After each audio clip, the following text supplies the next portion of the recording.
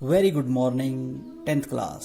आज मैं प्रश्नावली 3.5 का क्वेश्चन नंबर 4 जिसमें विभिन्न समस्याएं दी हुई हैं उनके आपको रैखिक समीकरण युग्म बनाने हैं तथा किसी भी विधि से उनको हल करना है।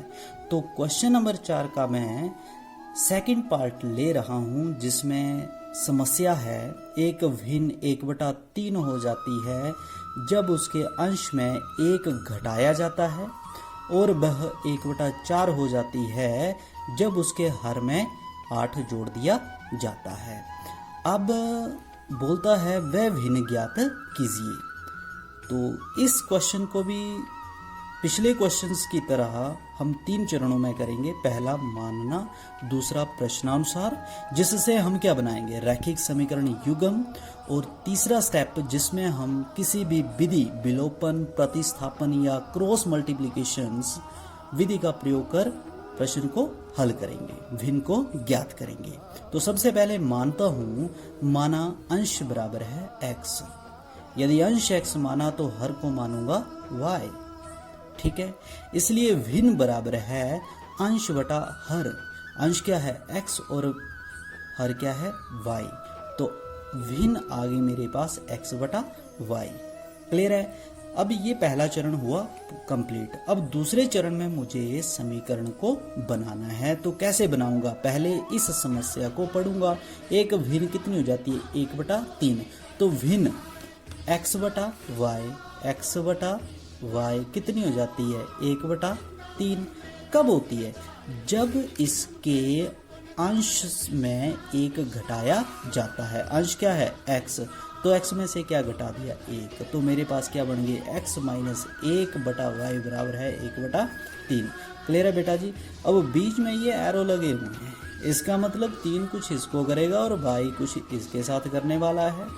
अरे क्या करने वाले हो सर, मैं तो गुणा करने वाला हूं। तो 3x को गुणा 3 1 को गुणा, तो क्या आएगा 3 गुणा x 3x माइनस 3 गुणा 1 3 बराबर है 1 गुणा y बराबर है y। क्लियर है बेटा जी। अब क्या है x y को एक तरफ रखा जाता है और बिना x y को दूसरी तरफ। तो y इस साइड आएगा तो किसका हो जाएगा माइनस का। ओहो, तुम अभी तक यही हो, इसको कहाँ लेकर जाना है इस साइड। चलो ले जाते हैं। 3x माइनस y बराबर है 3 किसकी होगी जमा के। क्लियर है बेटा। समीकरण 1 हमारे पास आ चुका है। अब दूसरा समीकरण कब आएगा खुद सोचना जरा।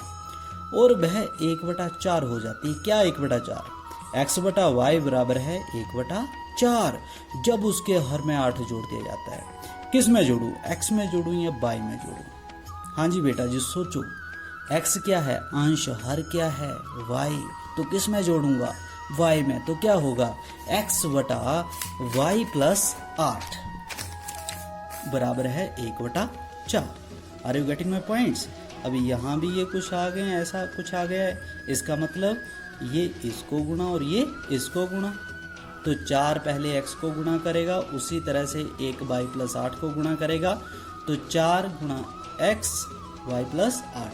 अब y कहाँ आएगा इस साइड, तो किसका हो जाएगा माइनस का। समीकरण आ गया 2। अब किसका यूज करने वाला हूं मैं यहाँ पर विलोपन विधि से। समीकरण 1 और समीकरण 2। अब विलोपन करने के लिए मुझे क्या चाहिए, y के साथ जो संख्या लगी होती है या x के साथ जो संख्या लगी होती है उसको क्या करना होता है समान करना होता है। तो यहाँ तो y के साथ 1 है, y के साथ 1 है, तो जरूरत नहीं पड़ेगी समान करने की। ठीक है। अब मुझे क्या करना है, इसको काटना है। तो काटने के लिए क्या करूंगा साइन चेंज, क्योंकि दोनों किसके है माइनस के। साइन चेंज करने के लिए मैं क्या करूंगा घटाने पर, और घटाने पर ये माइनस का हो गया, ये माइनस का तो प्लस का हो गया, ये प्लस का था तो माइनस का। बाय ने बाई को काट दिया। 4 प्लस माइनस के 3 प्लस का, तो कितना आ गया माइनस का x। 8 में से 3 गए माइनस के 5, इसलिए माइनस ने माइनस को काटा। x बराबर है 5 कहाँ भरने पर 1 में भरने पर। तो यहाँ कितना भरूंगा मैं 5, तो कितना आएगा 3 गुणा 5 माइनस y बराबर है 3। इसीलिए 5 से 15 माइनस y बराबर है 3, इसलिए y बराबर है 3 माइनस 15। तो y का मान आ गया मेरे पास y बराबर है 12। इसलिए फिर क्या आ गया मेरे पास x बटा y which is equal to 5/12। लग गया पता बेटा जी।